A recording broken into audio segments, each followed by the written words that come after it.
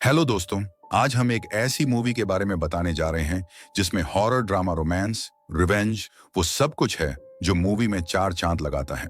और ये मूवी रसिया और यूक्रेन के युद्ध के टाइम रसियन सोल्जर द्वारा यूक्रेनी महिलाओं के साथ किए गए दुर्व्यवहार को दर्शाती है। कहानी की शुरुआत होती है एक अंधेरी खौफनाक रात से, जहां एक घने जंगल में एक लेडी किसी से अपनी जान बचाकर इधर उधर भाग रही थी और ये काफी जख्मी भी थी। भागते भागते ये एक घर के पास आती है जहां लाल रंग की रोशनी दिखाई दे रही थी। इससे पहले कि ये कुछ समझ पाती, यहाँ एक काली परछाई आकर इस लेडी पर अटैक कर देती है और इसे गार्डन से पकड़कर ऊपर उठा लेती है। ये एंटिटी इस लेडी के सामने एंड्रे नाम लेती है और ये नाम सुन ये लेडी नींद से घबराई हुई जाग जाती है। भले ही ये भयानक सपना था, लेकिन ओलेना इससे बहुत ज्यादा डर जाती है। ओलेना को समझ नहीं आ रहा था कि आखिर सपने में वो एंटिटी था कौन और उसने एंड्राय नाम क्यों लिया। यही सब सोचकर ओलेना काफी डरने लगती है और फिर अपने फियांसे के पास जाती है जिसका नाम था एंड्री। ये दोनों एक साथ काफी खुश थे। एंड्री ओलेना दोनों कुछ हसीन मोमेंट्स एंजॉय करते हैं और यहाँ हम देख पाते हैं कि दोनों एक दूसरे से बेहद प्यार करते हैं और जल्दी शादी के बंधन में भी बंधने वाले हैं और दोनों फिलहाल यूक्रेन में एक साथ रहते हैं। एंड्री ओलेना के लिए नाश्ता वगैरह बनाकर अपने काम पर चला जाता है, लेकिन अब भी ओलेना के दिमाग में वही बुरा सपना घूम रहा था। इसलिए ये अपनी आंटी को कॉल करती है जिनका नाम येवदोकिया था। ओलेना अपने नाइटमेयर के बारे में येवदोकिया को बताती है कि सपने में डेथ एंड्री को लेने आई थी। ये सुन येवदोकिया काफी परेशान होती है और कहती हैं, अब वक्त आ गया है कि तुम एंड्री को कहीं दूर भेज दो और उसे कहां और कैसे भेजना है ये तुम अच्छे से जानती हो। इसके बाद हम ओलेना और एंड्री को एक साथ देखते हैं, जो दोनों बहुत खुश थे क्योंकि आज इनकी एनिवर्सरी थी। ये दोनों इस सेलिब्रेशन के लिए एक छोटी सी पार्टी रखते हैं और एक दूसरे के साथ अपनी फीलिंग्स शेयर करते हैं और फिर इंटीमेट होते हैं। लेकिन इनकी ये खुशी जल्द ही दुहक में तब्दील हो जाती है क्योंकि ये साल था 2022 का, जब रूस यूक्रेन पर हमला कर देता है और रूसी सैनिक यूक्रेन में घुस आते हैं। ये एक्टिविटीस्ट और अथॉरिटीज को किडनैप कर लेते हैं। रूसी सैनिकों की वजह से यूक्रेन के आम लोग भी काफी डरे हुए थे, इसीलिए ये अपने अपने घरों में छुप कर रहते हैं। इधर एंड्री और ओलेना भी अपनी जान बचाने के लिए यहाँ से भागने का फैसला करते हैं, लेकिन इस वक्त यूक्रेन की हर जगह रूसी सैनिकों के अंडर में थी।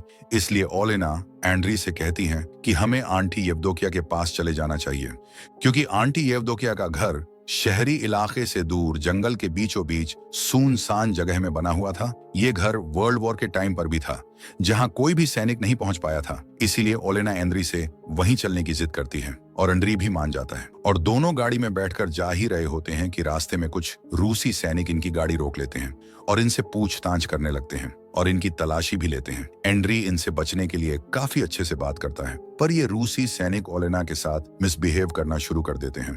पर एंड्री किसी तरह बस यहाँ से निकलना चाहता था, इसलिए ये इनसे कुछ नहीं कहता और गुस्सा शांत करके बैठा रहता है। सभी पूछताछ करने के बाद भी ये लोग इन्हें नहीं जाने देते, बल्कि ये सैनिक अपने चीफ से ओलेना की डिमांड करते हैं ताकि ओलेना के साथ इंटीमेट हो सके और चीफ भी इसके लिए राजी हो जाता है।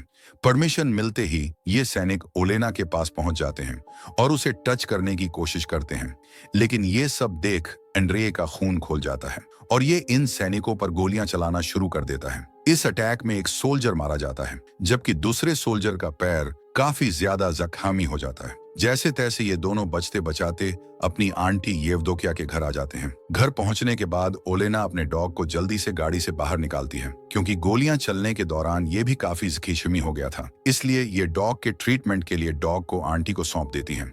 लेकिन तभी ओलेना अपने हाथों पर लगा खून नोटिस करती है और जब ये एंड्री के पास जाकर देखती है तो वो घायल होता है और इसे भी गोली लग चुकी थी। एंड्री की हालत बहुत ज्यादा खराब थी। ओलेना इसे संभालने की कोशिश करती है, पर कोई फायदा नहीं होता। एंड्री का जख्म इतना गहरा था कि वो इसकी जान ले लेता है और ओलेना अपने ही हाथों में अपने प्यार को मरता हुआ देख बहुत रोने लगती है। ओलेना एंड्री को ठीक करने की बहुत कोशिश करती है, लेकिन अब एंड्री के जाने का वक्त आ चुका था।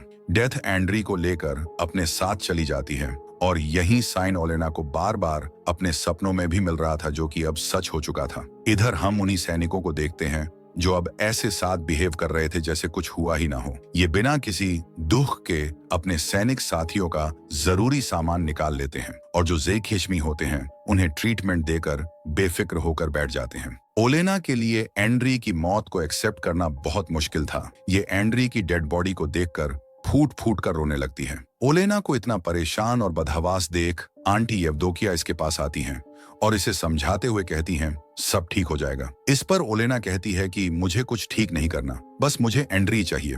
ओलेना आगे कहती हैं कि मैं कई लाइफ जी चुकी हूँ, हजारों युद्ध मैंने देखे हैं, कई लोगों को खोया है, लेकिन एंड्री को खोने का दुख सबसे बढ़ा है।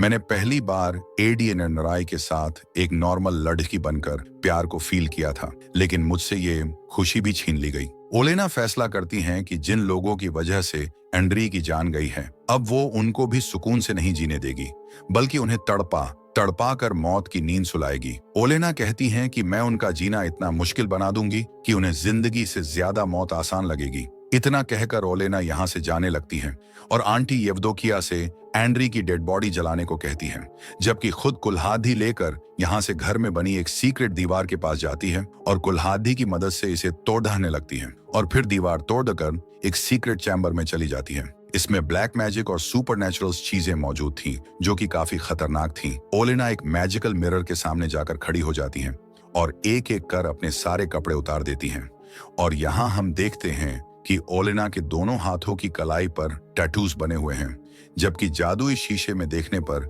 ये टैटूज बेड़ियां नजर आती हैं। ओलेना इन टैटूज, जो कि बेड़ियां थीं, उन्हें कट लगाकर तोड़ देती हैं और जो सुपरनैचुरल पावर इसने एंड्री के लिए छोड़ दी थी उन्हें फैला देती हैं। बड़ियों से आजादी मिलते ही इसके शरीर में कुछ चेंजमेंट होना शुरू हो जाते हैं और हम देखते हैं कि ओलेना की बॉडी में खास तरह की पावर दौड़ने लगी है। ये पावर वापस मिलते ही ओलेना काफी पावरफुल और खतरनाक हो जाती है और अब ये पूरी तरह से अपने दुश्मनों से बदलना लेने के लिए तैयार होती है। ओलेना कोई नॉर्मल लड़की नहीं थी, बल्कि ये एक विच थी जो इस चुड़ैलों की दुनिया से दूर एंड्री के साथ जिंदगी गुजारना चाहती थी, पर ऐसा नहीं हो पाया, इसीलिए ये इस दुनिया में वापस आ गई। इधर हम रूसी सैनिकों को देखते हैं जिनका चीफ बताता है कि खाने की सप्लाई अभी नहीं हो पाएगी, क्योंकि जो खाने का ट्रक था वो यूक्रेन ने रोक लिया था। इसलिए चीफ इन सब से कहता है कि अब तुम लोग बिल्कुल आजाद हो, तुम्हें जैसे भी खाना लाना है तुम इसके लिए फ्री हो, तुम किसी को भी मार सकते हो। ये सब सुनकर सैनिक बहुत खुश होते हैं और अलग होकर खाना ढूंढने के लिए निकल जाते हैं। कुछ सैनिक एक घर में खाना ढूंढने जाते हैं जहां एक बूढ़ा आदमी इन्हें यहां से भगाने लगता है, लेकिन ये रूसी सैनिक इस बुजुर्ग आदमी को ही मार देते हैं और इसके घर में जबरदस्ती घुस जाते हैं, जहां इन्हें इस बूढ़े आदमी की बेटी दिखाई देती है जिसका नाम था काटिया। केटी को देखकर ये सैनिक इसे बंधी बनाने की कोशिश करते हैं, लेकिन काटिया किसी तरह इनसे बचकर यहाँ से भागने लगती है, पर कोई फायदा नहीं होता क्योंकि ये सैनिक जल्द ही इसे बेहोश कर देते हैं और एक सैनिक मौके का फायदा उठाकर कैटिया के साथ गलत काम करने लगता है। जब कैटिया को फील होता है तो ये होश में आ जाती है और जोर से चीखने चिल्लाने लगती है, लेकिन ये सैनिक इस पर बिल्कुल रहम नहीं करता। वहीं दूसरी तरफ कुछ सैनिक मौज मस्ती के लिए एक घर पर शूट करने लगते हैं। जब एक लेडी ये सब देखती हैं तो इन सैनिकों को समझाते हुए कहती हैं कि तुम लोग इंसान हो, इंसान ही बनकर रहो, जानवरों जैसे बर्ताव मत करो। लेडी की ये बात सुन सैनिकों को काफी गुस्सा आता है और ये इसे शूट कर मौत की नींद सुला देते हैं। इसके बाद ये लोग एक कैंप के पास पहुंचते हैं। यहीं काटिया को भी लाया जाता है ताकि सभी सोल्जर्स का मनोरंजन हो सके, लेकिन तभी हम ओलेना को देखते हैं जो कि खून से एक रिचुअल परफॉर्म करती हैं। ये उस सैनिक पर किया गया था जिसको अंद्रिया ने गोली मारकर एक पैर जख्मी कर दिया था। ओलेना के इस रिचुअल से इस सैनिक का जख्मी पैर और ज्यादा घायल हो जाता है। इसमें बहुत ज्यादा दर्द होता है जिसे बर्दाश्त कर पाना बहुत मुश्किल था। और फिर इस सैनिक के मुंह से बालों का गुच्छा और एक पेपर का टुकड़ा बाहर निकलता है जिस पर लिखा था कि ये जंगल तुम सब की कब्र बन जाएगा। ये सब पढ़ने और देखने के बाद ये सोल्जर बहुत ज्यादा डर जाता है और इसकी हालत इतनी खराब हो जाती है कि ये यहीं मर जाता है। इधर चीफ को भी सपने में ओलेना खून से सनी हुई दिखाई देती है जो इन सब को मारने की बात कहती है। ये देख चीफ काफी घबरा जाता है और सोल्जर्स से काटिया को यहाँ से दूर ले जाने के लिए कहता है। चीफ की बात मानकर सोल्जर्स काटिया को एक सुनसान जगह पर फेंक देते हैं और यहीं ओलेना भी आ जाती है जो काटिया से पूछती हैं कि क्या तुम्हें बदला चाहिए। काटिया कोई जवाब नहीं देती, लेकिन उसकी आंखों में छुपा दर्द बदला लेने की मांग करता है और ओलेना भी समझ जाती है। इधर जब एक सोल्जर यूरिन करने जाता है तो यूरिन की जगह खून निकलने लगता है। ये देख सोल्जर काफी ज्यादा परेशान हो जाता है। इसके बाद हमें दो सैनिक दिखाए जाते हैं जिनमें से एक को ओलेना अपने काबू में करने की कोशिश करती है और जब इसे मारने के लिए आती है, लेकिन इसकी फैमिली फोटो देख इसे नहीं मारती, बल्कि अब ये दूसरे सैनिक को पैसों का लालच देती है। जमीन पर इतने सारे पैसों को देखकर ये सोल्जर लालच में उसके पास जाने लगता है। अगली सुबह जब सब सोल्जर्स अपने फोन देखते हैं तो सबको एक ही मैसेज मिलता है जिसमें लिखा था कि तुम सबकी कब्र इसी जंगल में बनेगी। ये पढ़ने के बाद सभी सोल्जर्स काफी घबरा जाते हैं, लेकिन चीफ इस पर ज्यादा ध्यान नहीं देता क्योंकि ये भूत प्रेत और काली शक्ति पर बिल्कुल भी यकीन नहीं करता था, बल्कि चीफ इसे दुश्मनों की एक चाल बताता है और सभी सोल्जर्स को अलर्ट रहने के लिए कहता है। लेकिन तभी एक सैनिक सभी लोगों को जंगल की एक ऐसी जगह ले जाता है जहां बहुत सारी वुडू डॉल्स लटकी हुई थी। इसके बाद ये लोग अपने एक सैनिक साथी को देखते हैं जो पेड़ से बंधा हुआ था। इसके बाल उखाड़ दिए गए थे, होंठ सिल दिए गए थे और पेट भी फटा हुआ था। इतनी बुरी कंडीशन देख सभी शॉक्ड रह जाते हैं और एक सोल्जर अपने साथी को बचाने के लिए जैसे ही अपना कदम आगे बढ़ाता है, वैसे ही ये पैडेज से बंधा सोल्जर ब्लास्ट होकर मारा जाता है क्योंकि ओलेना ने इसके आगे ही बम ट्रैप बिछाया हुआ था। ये देख सभी सोल्जर उस सोल्जर पर गुस्सा करते हैं और कहते हैं कि तुम्हें ऐसा आगे नहीं बढ़ना चाहिए था। इधर हम ओलेना को देखते हैं जो काफी पावरफुल रिचुअल परफॉर्म कर रही थी। इसके अंदर ये एक डीमन को समन करती हैं और फिर इस डीमन को अपने अंदर समा लेती हैं ताकि उसकी शक्तियां इसे मिल सकें।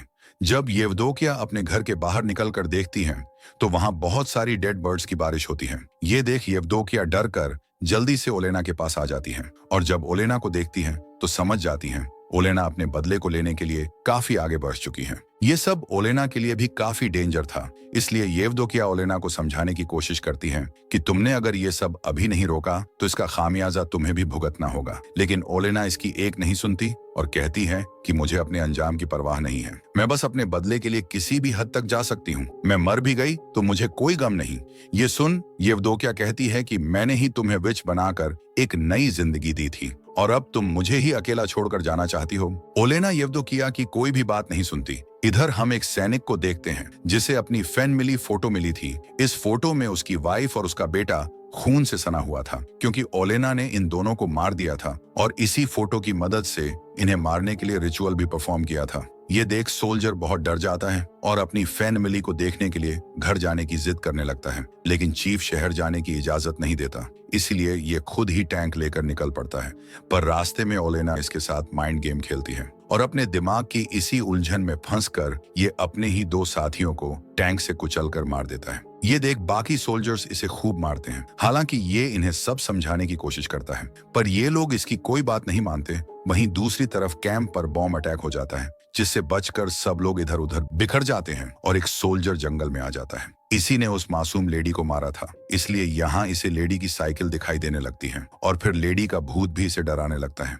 ये सोल्जर अपनी जान बचाने के लिए भागता है और तभी इसके सामने चीफ आ जाता है जो इसके माथे पर एक सिंबल बनाते हुए कहता है कि तुम्हारा मरने का टाइम आ चुका है। यानी ये चीफ नहीं बल्कि ओलेना ही थी जो इसे मार देती है। ओलेना इसे मारने के बाद बड़ी बेरहमी से इसका दिल निकाल लेती है और अपने घर चली जाती है। जब बाकी सोल्जर्स इसके पास आकर इसकी डेड बॉडी देखते हैं तो हैरान रह जाते हैं क्योंकि इन्हें यकीन नहीं होता कि दुश्मन इस हद तक जा सकते हैं। यहीं एक सोल्जर सुपरनैचुरल पावर की बात कहता है, पर चीफ इन सब में बिलीव न करने की वजह से उसे डांट कर चुप करा देता है। इधर जब आंटी येवदोकिया ओलेना को सोल्जर का दिल खाते हुए देखती है तो काफी डर जाती है और ओलेना को समझाने की फिर से कोशिश करती है, पर ओलेना इसे हर्ट करते हुए कहती है कि मुझे और पावर चाहिए। थोड़ी देर बाद जब ओलेना अपने होश में आती है तो ये येवदोकिया से अपनी गलती की माफी मांगती है और फिर यहाँ से चली जाती है।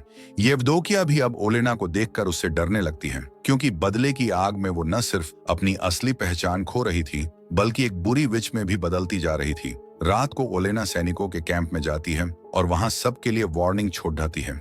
अगली सुबह जब सोल्जर्स मरे हुए सैनिकों की बॉडी जगह पर नहीं देखते हैं तो काफी घबरा जाते हैं और जल्दी डेड बॉडीज को ढूंढने निकल पड़ते हैं और आगे बढ़ने पर इन्हें वो डेड बॉडीज पेड़ पर लटकी हुई दिखाई देती हैं। ये सब देख एक सोल्जर इतना ज्यादा डर जाता है कि ये खुद को ही मार लेता है क्योंकि ये ओलेना के हाथों नहीं मरना चाहता था, इसलिए ये ओलेना का सामना करने से अच्छा खुद को ही खत्म कर लेता है। इसके बाद उस सोल्जर को दिखाया जाता है जिसने कटिया के साथ गलत काम किया था। इसके प्राइवेट पार्ट से कीड़े मकोड़े निकलने लगते हैं और ये दर्द से बुरी तरह तड़पने लगता है और खुद को बचाने के लिए ये कटिया के घर ही पहुंच जाता है, जहां कटिया अपना बदला लेने के लिए इसे मारने ही वाली होती है कि ये सोल्जर इसके सामने गिड्ड गिद्धाने लगता है और कटिया इसे नहीं मारती। लेकिन तभी ये सोल्जर अपनी गन उठाकर कटिया को मारने ही वाला होता है कि कटिया इसे मार देती है।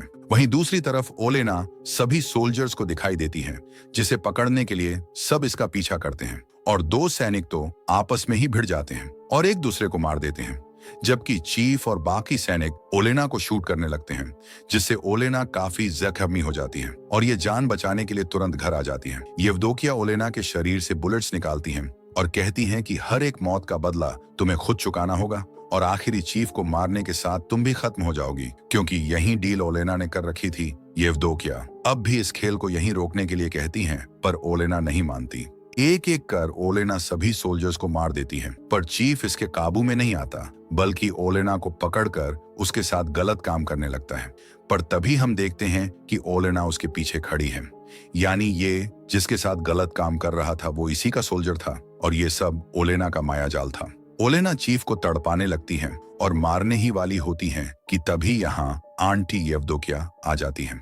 येवदोकिया ओलेना से कहती हैं कि तुम्हारे पेट में एक बच्चा पल रहा है और अगर इस चीफ को जरा भी नुकसान हुआ तो बच्चा भी मारा जाएगा, क्योंकि ओलेना ने यही डील डीमन और डेविल के साथ कर रखी थी। येवदोकिया इसे समझाती हैं कि ये बच्चा एंद्री की आखिरी निशानी है, तुम्हारे प्यार की निशानी है और यही बच्चा तुम्हारे जीने की आखिरी वजह भी है। ये सब सुनने के बाद ओलेना भी शांत हो जाती है, पर अब भी इसके दिमाग में चीफ ही घूम रहा था, जो गुस्से को और बढ़ा देता है। पर ओलेना जब अपने डॉगी को देखती है तो बिल्कुल शांत हो जाती है, क्योंकि एंड्री और ओलेना दोनों ही इस डॉग को बड़े प्यार से अपने साथ रखा था। ओलेना आखिर में कहती हैं कि माफ करना सॉल्यूशन नहीं है, क्योंकि लास्ट में सब चीजें फिर से वापस आएंगी। नाना येवदोकिया कहती हैं कि चीफ को मारने की जरूरत नहीं, बल्कि मेरे पास एक दूसरा प्लान है। फिर सीन शिफ्ट होता है चीफ पर, जिसे येवदोकिया ने पूरी तरह से पागल कर दिया था और इसके ही सैनिक इसे सभी सोल्जर्स का खूनी बताते हैं और फिर इसे लेकर प्रिजन में चले जाते हैं। इसके बाद हमें कुछ टाइम बाद का सीन दिखाया जाता है,